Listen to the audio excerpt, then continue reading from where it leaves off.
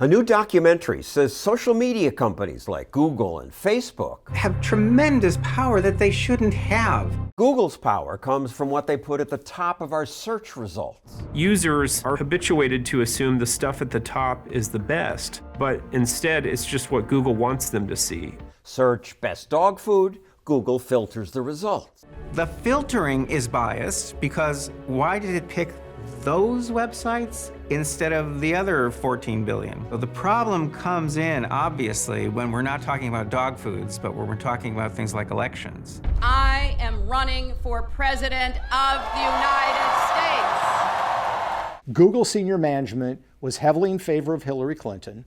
Their ability to manipulate the algorithm is something that they've demonstrated that they've done in the past. And the evidence from academics who monitored 2016 is clearly that they did. Peter Schweizer wrote the documentary.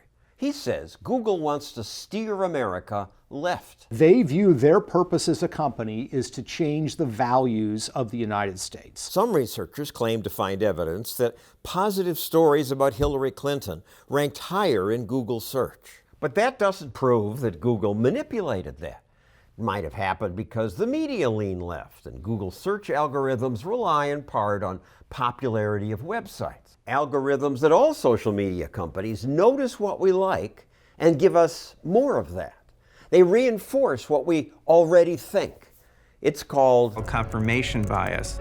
We pay attention to and actually believe things if they support what we already believe. So if you see a fake news story that says Hillary Clinton is the devil, but you love Hillary Clinton, you're not going to buy it. You're going to say that's ridiculous. On the other hand, if you happen to think Hillary Clinton is the devil, you're going to go, yes, I knew that. Our opinions confirmed by unbiased algorithms. But they're not using unbiased algorithms to do things like search for unacceptable content on Twitter and on YouTube and on Facebook.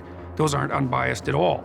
They're built specifically to filter out whatever's bad. There is certain content that clearly we do not allow, right? Hate speech, terrorist content, nudity, anything that makes people feel unsafe. Some of that censoring is done by human employees, some of whom despise conservatives. According to a former Facebook employee, the social media mega company sometimes ignores what is actually trending among its billion users if the story originated from a conservative news source. I made a couple of videos at home. Google censors briefly shut down Jordan Peterson's Gmail and blocked his YouTube channel. That's a real problem. You come to rely on these things, and when the plug is pulled suddenly, then that puts a big hole in your life. Psychologist Robert Epstein says he was censored after the Washington Post reported that he was researching whether Google could tilt an election. The next day, I could no longer access Google.com. People essentially disappear because Google has decided they don't want you to hear what they have to say.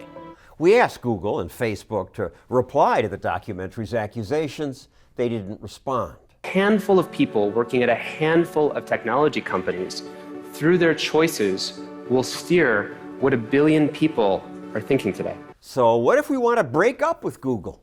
It's not easy. Google knows where we are, even when we're not using our phones. We have Google, which basically maybe knows what I'm going to ask for before I ask for it. It finishes my search request. It knows everything that's going on in my household. Should I be concerned about how much you know about me?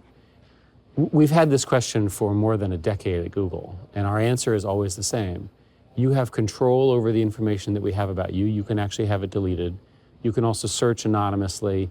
You get to choose not to give us this information. But it turns out you really can't. And even when they tell you that they're not collecting information on you, they actually are. Even if you say that you don't want to be tracked, they continue to track you anyway. So what can we do about it? Schweizer ends his documentary with this thought. If the companies won't change, delete your accounts, okay? But I don't want to delete my accounts. And you can't without cutting yourself off from much of the best of the world.